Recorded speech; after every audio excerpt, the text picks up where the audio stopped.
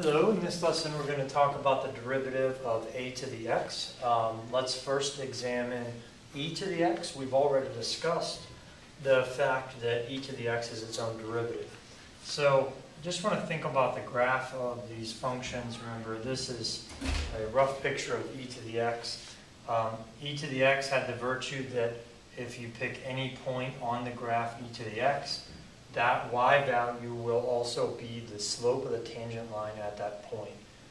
Just take a second to think about that and digest it.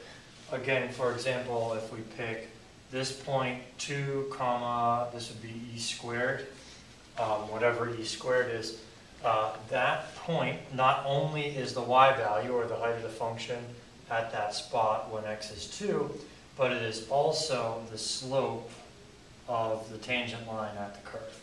So e had that special feature about it. We have already discussed that. What we're going to do now is take a derivative of e to the x.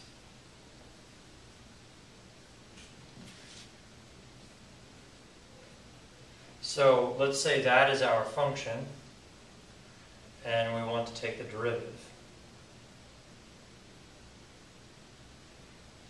Okay, using the chain rule, the stuff that you have just recently learned, or at least hopefully somewhat recently have learned, taking the derivative of this, first of all, pretend that this is, think of this as sort of e to the u. The derivative of e to the u is e to the u times the rate of change of the u value. Again, the derivative of e to the u is e to the u times derivative of u, which is, in this case, is 5. So we would say the derivative is 5e to the 5x. Notice that it remained, the e to the 5x term remained, but we now have the scalar multiple in front of it. So what we're going to do now is use our e to the x information to springboard and find the derivative of a more generic exponential function, a to the x, where a could be e, or it could be 5, or 7, or 9, or whatever you want to be. So now let us think about a to the x. We're going to rewrite a to the x as e to the natural log a to the x power.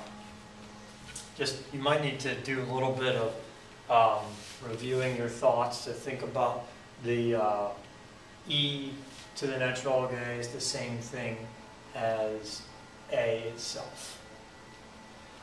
Now, we're going to differentiate. Let's just call that thing our function g, g prime now. Actually, I should rephrase that one more time. My apologies. The way I'm going to rephrase it is when you're raising this to a power, you can think of it as e to the x natural log a. Right, I'm just multiplying these two terms. Or it might be easier for you to think, if you're wondering why I switch the order, you certainly don't have to switch the order. E to the natural log a times x, just multiplication of powers. And now we'll take the derivative of it in this form. This thing I just did, it's just hopefully going to help you in your process of taking the derivative so that it looks a little more similar to the example we've just completed. Now the derivative of e to the stuff is e to the stuff times, now go back here and just think about this example for a second.